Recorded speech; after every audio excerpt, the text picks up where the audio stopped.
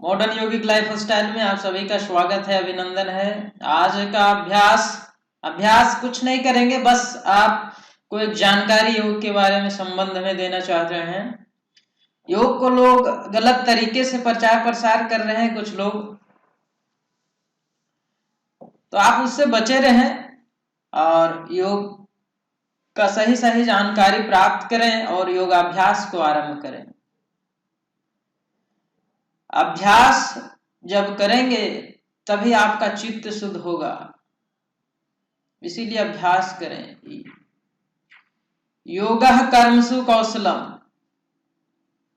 गीता में कहा गया है। योगश्चित्त वृत्ति निरोधा, पातंजल योग सूत्र में है, दूसरा ही सूत्र, स्टार्टिंग का फर्स्ट वाला सूत्र। पहला जो है अथः योगानुशासनम, मतलब शरीर और मस्तिष्क दोनों में जब अनुशासन आ जाता है तभी आप योग का आरंभ कर सकते हैं, ऐसा कहा गया है। लेकिन लोग स्टार्टिंग से ही योग योग चिल्लाते रहते हैं। योग के काबिल शरीर को बनाएं, कब बनता है? जब डिसिप्लिन आता है आपके मस्तिष्क और शरीर में, तब योग में उपलब्ध होने के काबिल आपका शरीर बनता है। योग का दूसरे ही श्लोक में उन्होंने योग की जो अंतिम सीढ़ी है उसकी चर्चा कर दी है। योगश्चित्त वृत्ति निरोधा, चित्त की वृत्तियों का निरोध ही योग है। तो योग में उपलब्ध कब होता है व्यक्ति?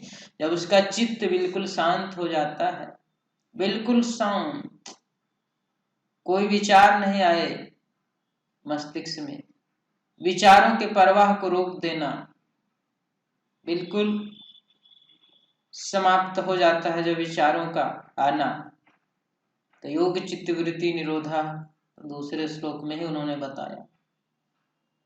लेकिन लोग एक्सरसाइज करते हैं, पार्क में दौड़ते हैं, फिर भी बोल देते हैं योग कर रहे हैं।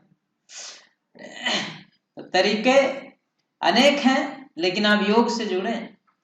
योग से जब जुड़ेंगे, जब योग को करेंगे, कुछ समय तक लगातार करेंगे अभ्यास, तो डिसिप्लिन जब आपका मस्तिष्क में अपने आप आएगा, शरीर में डिसिप्लिन आएगा, तो योग की समग्र जानकारी, उसका डीप में आप खुद स्वयं चले जाएंगे। अनुभव से ही योग की उपलब्धि होती है, अनुभव से ही योग का ज्ञान प्राप्त होता है। ग्रंथ को पढ़कर आप योग को उपलब्ध नहीं हो सकते और ना ही योग के बारे में सटीक जानकारी प्राप्त कर सकते हैं, क्योंकि योग जब तक आप करेंगे नहीं तब तक आप योग के बारे में नहीं जान पाएंगे। योग की जानकारी इंटरनल सबकॉन्शियस माइंड से प्राप्त होती है, और जब योग लगातार करेंगे, जब डिसिप्लिन में आएगा आपका शरीर और मस्तिष्क, तभी योग के बारे में सच जो जानकारी है वो अपने आप फील करेंगे, अनुभव करेंगे कि आखिर योग क्या कर सकता है। योग की क्षमता आप खुद ब खुद जान पाएंगे, फिर आपको ग्रंथ पढ़ने की आवश्यकता नहीं पड़ेगी। आप जानते होंगे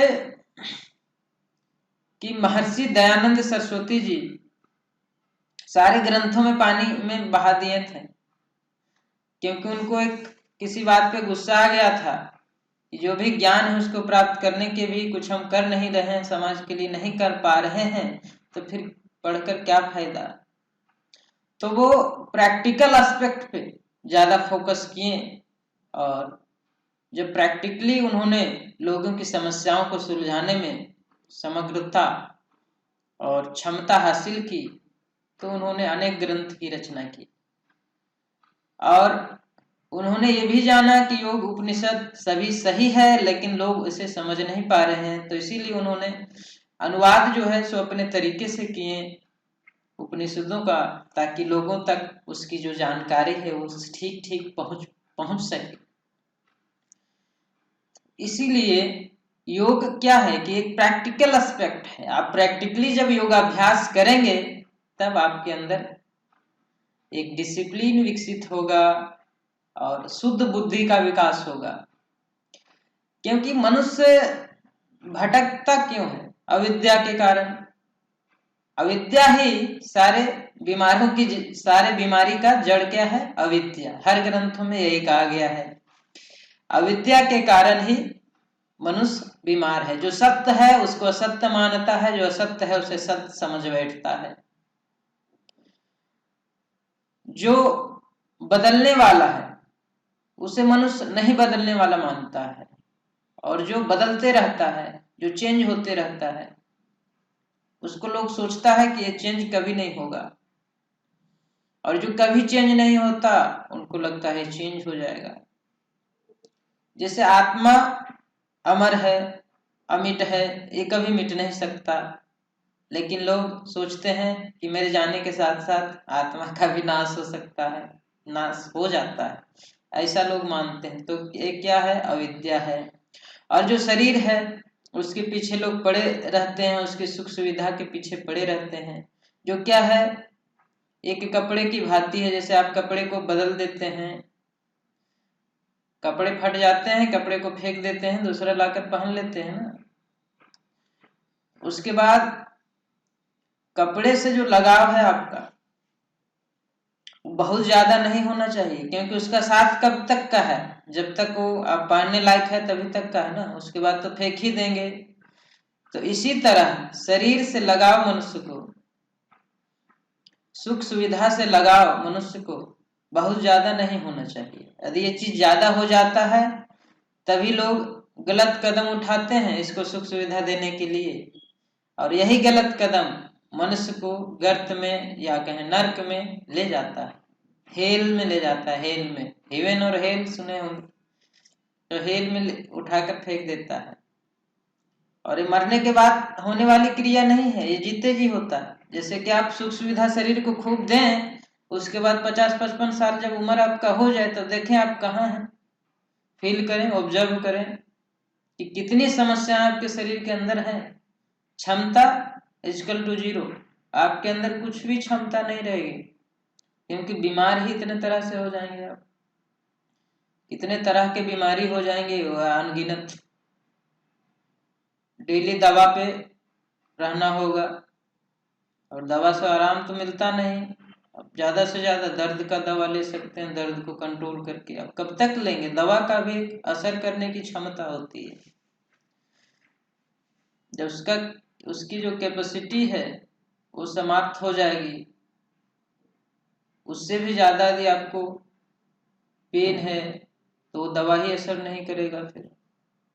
इसीलिए आसक्ति जो है लोग जो करते हैं हर चीज में, ये मेरा है, ये तेरा है वाला चक्कर में जो पड़ जाते हैं, और सुख सुविधा की खोज में लोग पड़ जाते हैं, ज्यादा सुख सुविधा मिले, इसी के कारण लोग गलत कदम उठा लेते हैं। और जब इंद्रियों का प्रवाह होने लगता है, जब गलत खान पान के कारण, तामसिक भोजन के कारण जब इंद्रियां अनकंट्रोल हो जाती है तो गलत गलत विचार उत्पन्न होते हैं मस्तिष्क में, और वही गलत कामों को अंजाम देता है। और उसके कारण लोग या तो उम्र कैद की सजा भुगतते हैं, या लोगों द्वारा मारे जाते हैं, अनेक तरह की समस्याएं। तो सबसे समस्याओं से छूटना चाहते हैं? यदि हाँ तो योग से जुड़े। यदि योग की कुछ भी जानकारी नहीं है तो मॉडर्न योगिक लाइफ स्टाइल आपको स्टार्टिंग से बताएगा। किसी भी तरह की सामंजस्य हो, किसी भी तरह का दिक्कत हो, योग से जुड़ने में, योग क्या है समझने में दिक्कत हो, कांटेक्ट कर सकते हैं 8800730473 पे, और योग की जानकारी ले सकते हैं। ऑनलाइन योगाभ्यास भी कर सकते हैं, सीख सकते हैं। यदि आप इकोनॉमिकली बहुत ज्यादा वीक हैं तो फ्री में भी सिखाएंगे, लेकिन एक जुनून होना चाहिए आपके अंदर, कुछ कर दिखाने का जज्बा होना चाहिए विश्व कल्याण के लिए, अपने आप के लिए नहीं। यदि अपने आप के लिए करना चाहते हैं तो योग में आप यदि आएंगे तो ठीक से नहीं कर पाएंगे, क्योंकि यदि आप योग से जैसे ही जुड़ते हैं तो अपने आप तो ऑटोमेटिकली ठीक हो जाएगा। अपने आप के लिए फिर सोचना आप बंद कर दीजिए, आप विश्व कल्याण के बारे में सोचिए, छोटी सोच को त्याग दीजिए।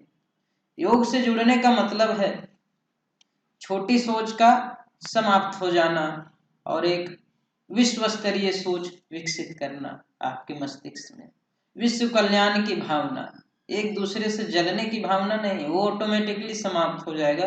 जैसे आप योग से जुड़ते हैं, योग करते हैं, 1-2 साल करेंगे तो वो भावना आपका अपने आप समाप्त हो जाएगा। यदि आप सही योगाभ्यास कर रहे हैं, यदि गलत एक्सरसाइज कर रहे हैं तो जैसे का तैसा हो रहेगा, आपका ज्यादा बदलाव नहीं आ पाएगा। यदि सही योगाभ्यास करते हैं, आप सही दिनचर्या का पालन करते हैं, रात्रिचर्या का पालन करते हैं और थोड़ा खान पान में बदलाव करते हैं, तो आप निश्चित रूप से देखेंगे कि आपका ध्यान पूरे विश्व कल्याण की ओर जाएगा। विश्व कल्याण के बारे में सोचें। दूसरे की संपत्ति से जलना बंद हो जाएगा। आपका मस्तिष्क में उस टाइप की फ्रीक्वेंसी बंद हो जाएगी आना, जो आपके मस्तिष्क को उथल पुथल कर देता है। सामने वाले को देखकर आपके दोस्त यदि बहुत बड़े पोस्ट पे चले गए, आप उससे नीचे हैं, साथ में पढ़ाई किए, तो उस टाइप की जो जलन है वो आपका ऑटोमेटिकली समाप्त हो जाएगा। क्योंकि आप अपने आप में अचूक हैं, अमूल्य हैं, अपने आप में यूनिक पर्सनालिटी हैं। तो आप दूसरे से क्यों कंपेयर करते हैं अपने आप को? अपने आप को कंपेयर करना बंद कर दीजिए, आधी समस्या वहीं समाप्त। और कंपेयर करना आप ऐसे बंद मेरे कहने से नहीं करेंगे। जब तक आप योग में जुड़ेंगे नहीं और सही खान पान नहीं, डाइट, प्रॉपर डाइट प्लान जो होता है वो नहीं अपनाएंगे सही, तो आप नहीं छोड़ सकते मेरे कहने से। मेरे कहने से कोई मोटिवेटेड भी नहीं हो सकता, क्योंकि मोटिवेशन के लिए भी चाहिए डिसिप्लिन, और डिसिप्लिन आता है योग अभ्यास से। सही योग अभ्यास आपको डिसिप्लिन प्राप्त करवा देगा। तो योग से अवश्य जुड़े दोस्तों, क्योंकि योग ही एक ऐसा मार्ग है जिससे आप जुड़ेंगे तो समस्त समस्याओं का समाधान है सिर्फ एक चीज में। बाकी अलग क्षेत्र में जाएंगे तो आप देखते हैं एलोपैथिक मेडिसिन की तरह है, दर्द की दवा से सिर्फ दर्द गायब, बुखार की दवा से बुखार गायब, लेकिन समस्त बीमारियों को यदि गायब करने वाला कुछ है तो वो है योगाभ्यास, जो रामबाण है।